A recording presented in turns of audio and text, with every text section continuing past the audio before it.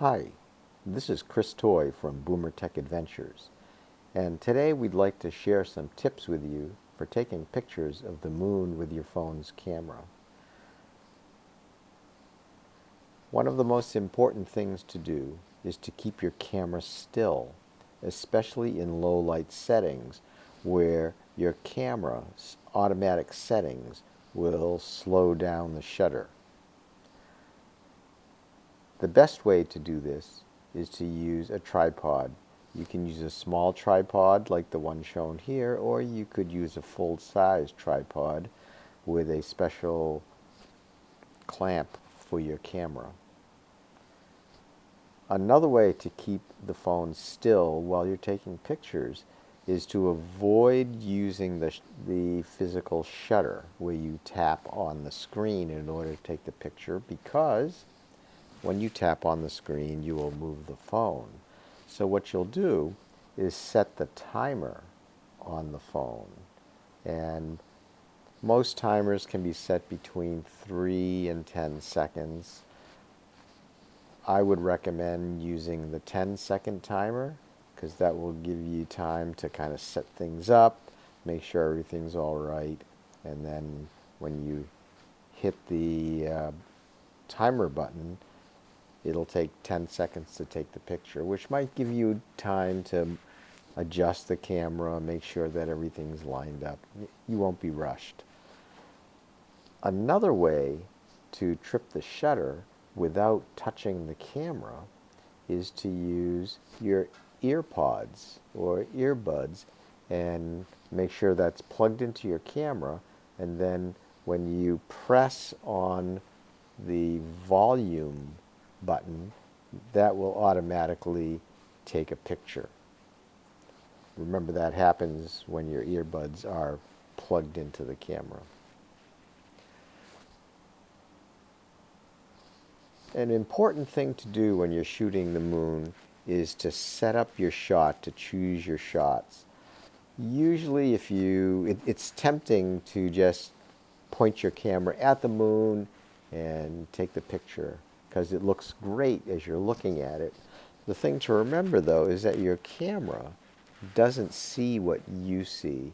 And if you just point your camera and take a picture, you'll just see this little round dot.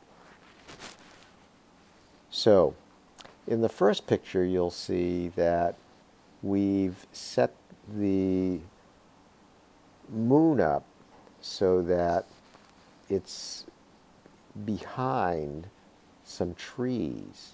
So that kind of gives it a silhouette. It makes it kind of interesting. The second one uses a structure to provide some scale. So the moon is small, but you can kind of see where it is relative to this tower. So that kind of makes it interesting. The other thing to do is to use a low angle when you're taking the picture. So you can see, again, the moon is small, but it's set behind or just, very close to this mountain range. So again, that gives you scale. So think about how you want to set that up. Taking a picture of the moon, especially with a camera, with no scale or backdrop or foreground, is not going to be a very interesting picture. So once you've thought about, keeping your camera still and the setting for the picture itself, you want to pay attention to the camera settings. There are some things that you can do to improve what your camera will see. An important thing to remember is to make sure that the flash is off. On the iPhone, the flash is symbolized by a little lightning bolt. It's usually up in the upper corner.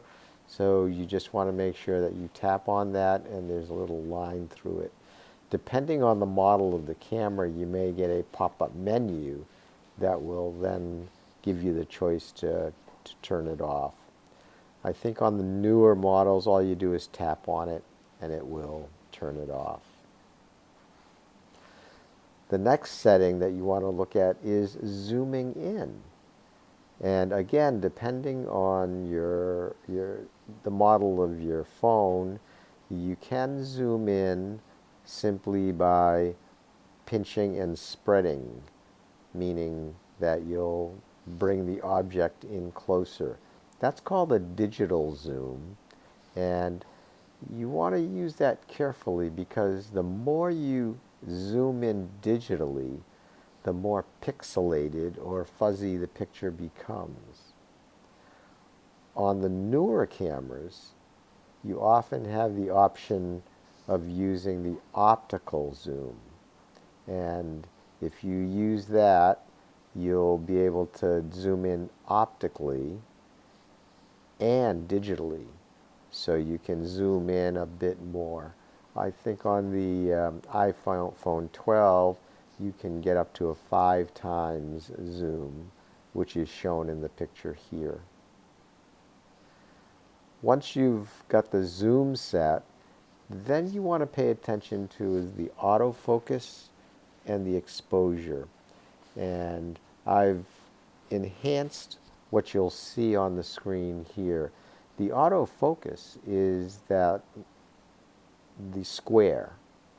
And once you've got that square set on the moon, you'll tap on that and tap and hold it until AF shows up. And what that will do is that will keep the moon in focus. The exposure is the little sun that you can slide up and down. And what you'll want to do is you'll want to make sure that that sun is slid all the way down. The trick on taking a picture of the moon is that the background is very dark and the moon is relatively very bright. So unless you have that slid all the way down, that exposure minimized, the moon will be overexposed because the camera is focusing on the dark background. So make sure that sun is slid all the way down. The next thing you'll want to look at is the shutter speed, and this is really why it's good to have your phone on a tripod and on a remote shutter so you don't move, because in a slow shutter speed it lets more light in, which will give you a better picture, but any movement will show and it will cause the fuzziness. So what you want to do on the later iPhones is tap on that night camera, and then on the bottom there'll be a slider, and you'll want to maximize that shutter speed so that it's open as long as possible. I think the longest is like 3 seconds, something like that. So your settings, use your settings, and then take the picture. Now, I talked a little bit about optical zoom and digital zoom. So you can enhance the optical zoom of your phone with aftermarket lenses. And so these are lenses that you would buy from a third party that are basically little telescopes. And these are designed to fit over your phone's lens, which will then bring the moon closer to you. And you'll want to shop around. These change often. The thing I can tell you is you'll get what you pay for. So the more you pay, the more power you'll get in the lens, the better quality lens you'll get.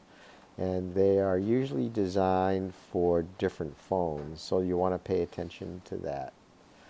And you'll see there's the handheld one, I wouldn't recommend that you rely on handheld. If I were going to use that lens on the left, I would still put that into a tripod so that we'd be able to hold that steady. Any magnification will make any movement, uh, it'll magnify the movement. So you'll want to have a tripod or something like that. The lens on the left is a more powerful lens, and because of that, they often will come with a tripod, and the phone will attach to the lens. Finally, once you've taken the picture, use photo, the editing program on your phone or on your computer or tablet is very powerful, and you can use that to enhance the picture that you've taken. So those are some of the tips that we have. Remember, the key things are to make sure your phone doesn't move. You can do that with a tripod, or you can also do that with a remote shutter. Think about how you want to set up your photo so that the phone picks up the different images relative to the moon. Also, pay attention to the settings, making sure that your camera is set to make the most of its capabilities. Thanks for joining us, and we hope you enjoyed this presentation, and we'll see you next time. This is BoomerTech Adventures.